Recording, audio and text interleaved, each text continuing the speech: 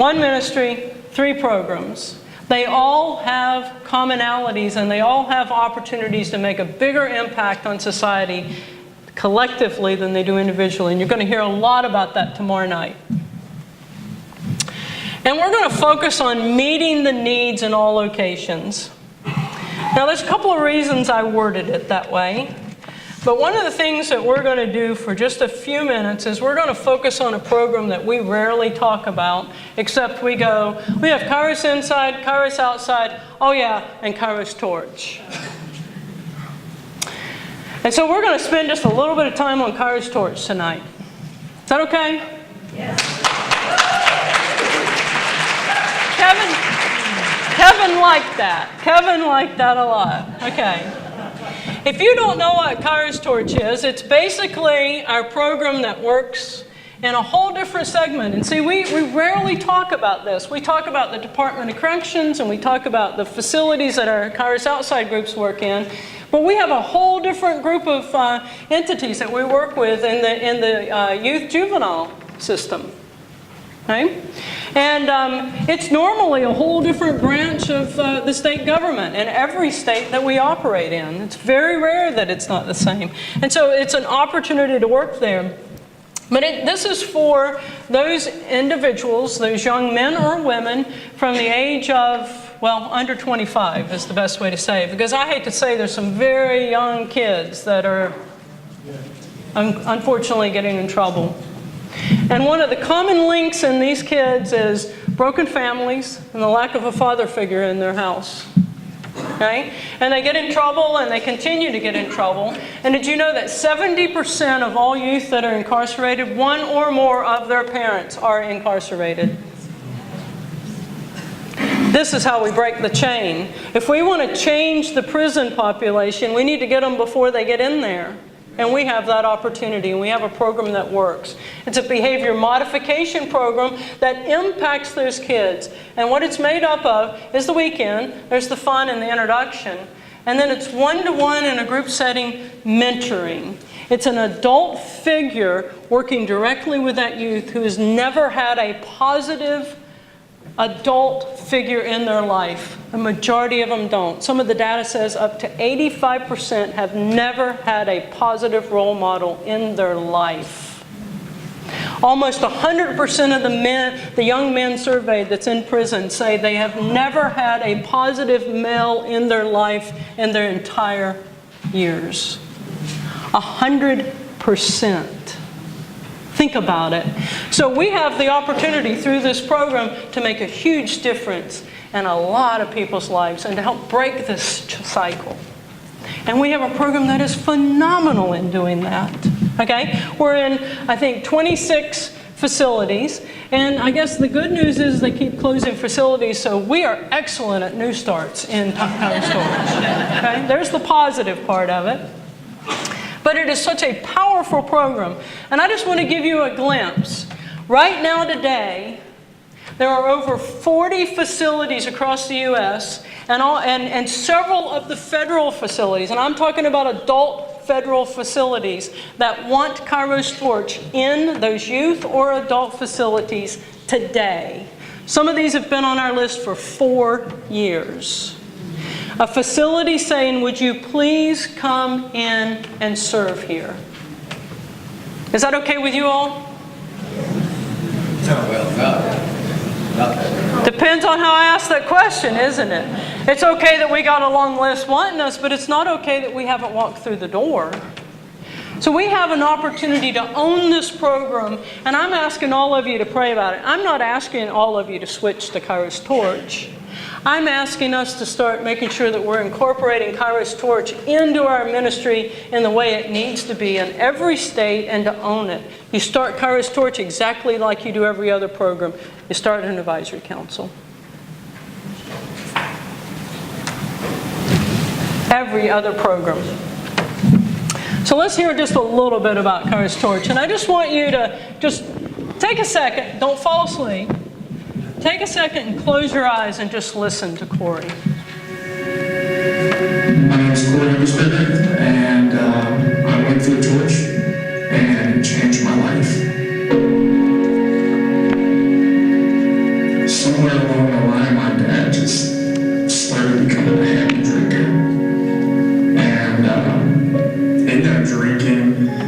kind of pushed me to the streets at a young age. So it wasn't long after living up in Ohio I started getting into trouble, which led me to OUIS, the Ohio Department for Youth Services. I was fighting and just young and just wild. And so when I got out of there, I didn't really learn much. I started getting back into trouble. I went right back to everyone that I knew, which led me to prison. But this time, I had a son. His name was Gage.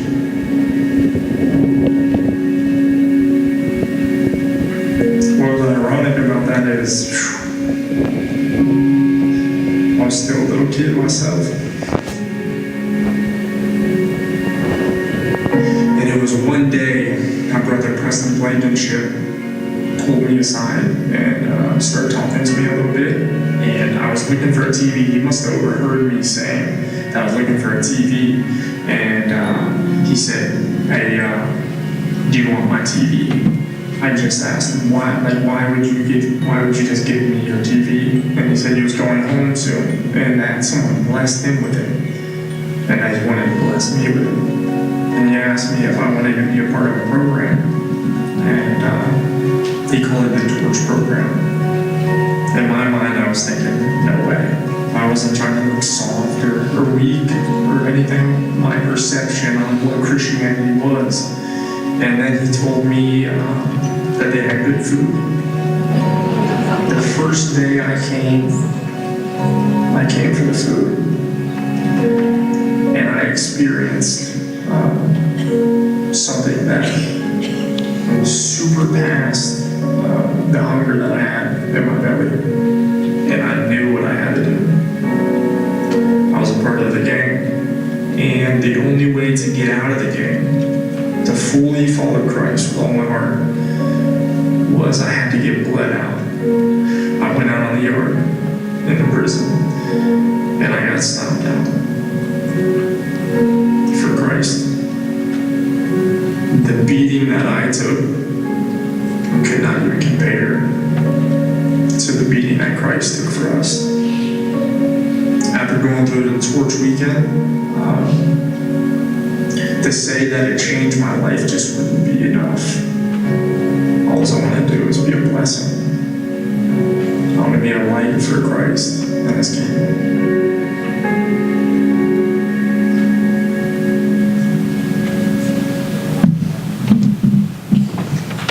How's that for walking the talk?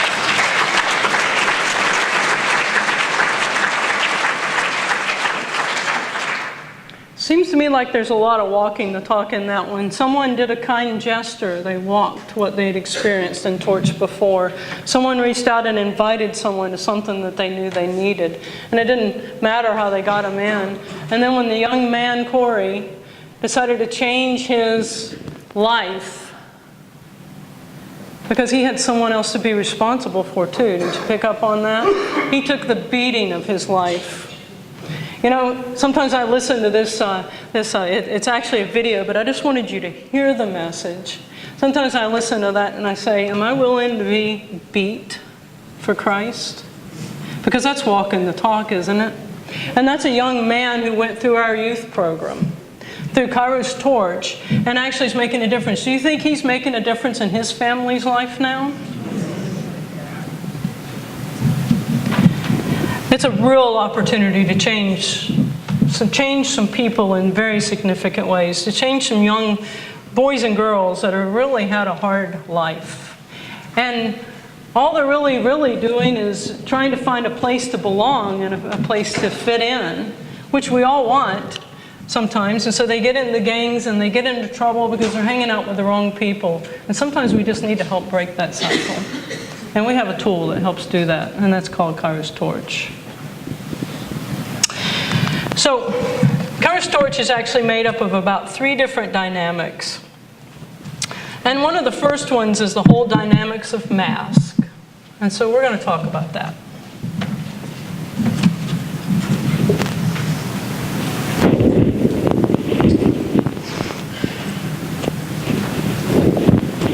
Please hear what I am not saying. I wear a mask. I wear 100 masks. Masks that I'm afraid to take off, and none of them are me. Pretending's a game, it's an art. I'm good at it. But don't be fooled. I give you the impression that I'm secure, that I got it going on, that all's sunny within and without, but it's a mask. The ever-concealing, never-revealing mask. And what's inside of me really is confusion and just complete chaos, fear. But I don't want you to know that. I really don't want you to know that. I panic at the thought of my weakness and at the fear of being exposed. That's why I create this mask to hide behind, to help me to pretend, to shield me from the glance that knows. But such a glance is what I really need, and I know it as long as it's followed with love and acceptance.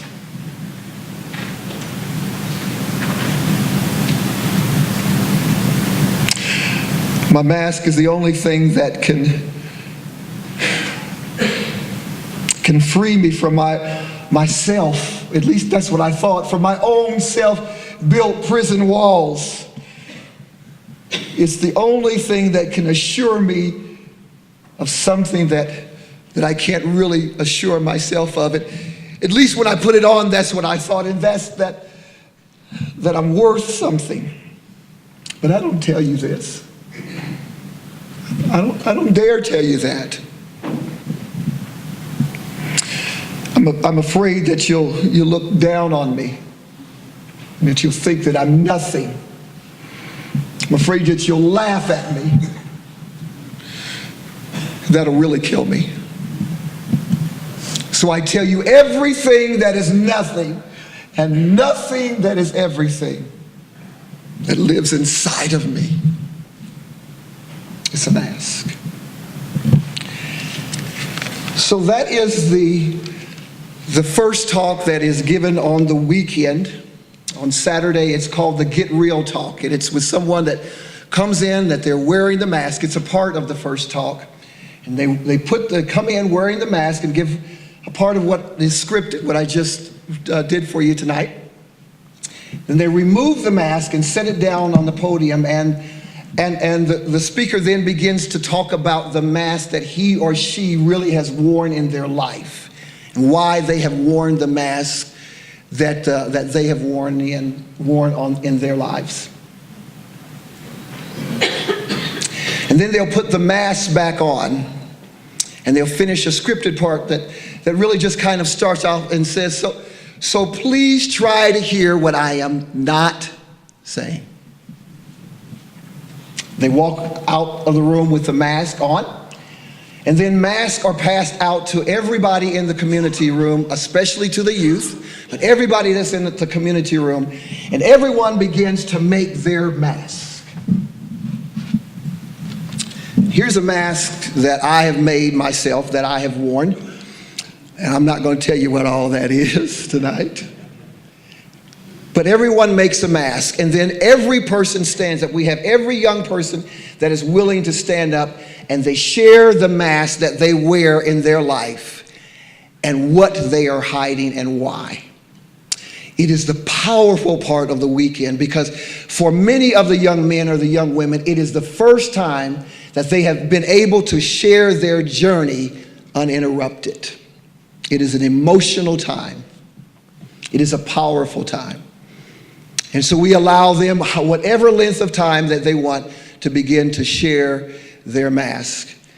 And then we gather those masks up and we just put them on a wall, or we hang them up somewhere really kind of out of their reach, but so that they can see them throughout the weekend. And then the journey of the mask just begins. And so we use masks throughout the whole weekend to talk about what we hide behind. And why we are hiding.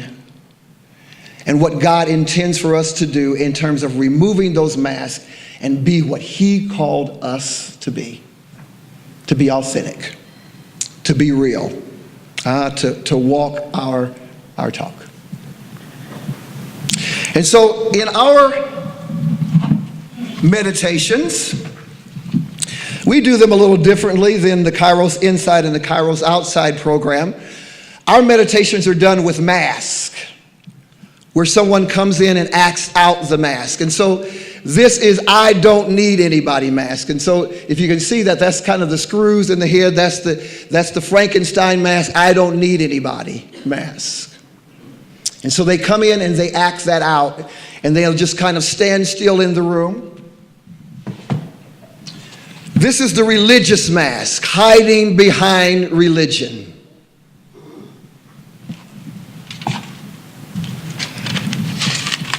The king or the queen of the hill mask.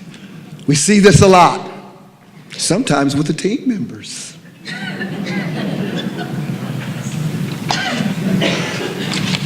The victim mask.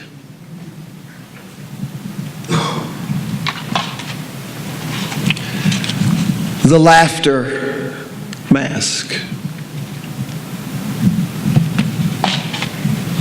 The one that we see often, the anger mask.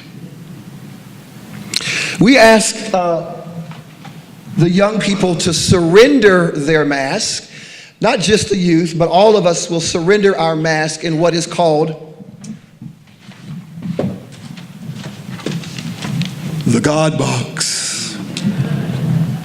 And so there is a box that we create similar to this. It's normally a lot larger. We create the God box. And so during our forgiveness service, we do surrender our list for those that we want to forgive in that, in the water, and it dissipates. But we also ask each person that has made a mask to surrender their mask in the God box. The God box is something that we create like this. And we send this box around the community room, and we ask everyone, every youth, to write on that box how they view God. Not how you view Him, how they view Him. It's interesting that when I first came to the ministry, what I never saw on here was Father. In fact, there were times I saw Mother on there. There were times that I saw grandfather on there. Sometimes there's a question mark. Sometimes there's just the word help. Sometimes there's a heart. Until recently, I've begun to see Father, and this is really kind of the reason why. Before we move in fully into our forgiveness service, there is a man that stands up in proxy of all fathers, and he begins to ask for forgiveness, for abandonment, for abuse, for molestations, for a plethora of things that men have done, we have done, guys, men, to our children. And he stands up and he asks for forgiveness. It is not a script, it's spoken from that gentleman's heart. It's a very emotional time on our weekends, both our boys' and our girls' weekends. And he begins to go down this list and just begin to ask for forgiveness. Many times when that man stands up, he just begins to weep. And the young men and the young women just begin to weep. And after he finishes that statement, then he will ask every boy, he'll actually speak a blessing, the Father's blessing over every boy or every girl. And he will then ask every man in the community room to stand up, and he will ask the youth to go to any man that they want to receive the blessing, the Father's blessing. It's the ironic blessing. The Lord bless you and keep you. The Lord make His face to shine upon you The Lord be gracious to you. The Lord turn his countenance towards you and grant you his peace. I want to speak that over you tonight. The Lord bless you and keep you. Turn his face towards you and his countenance towards you and grant you his peace. In Christ's name. God bless you.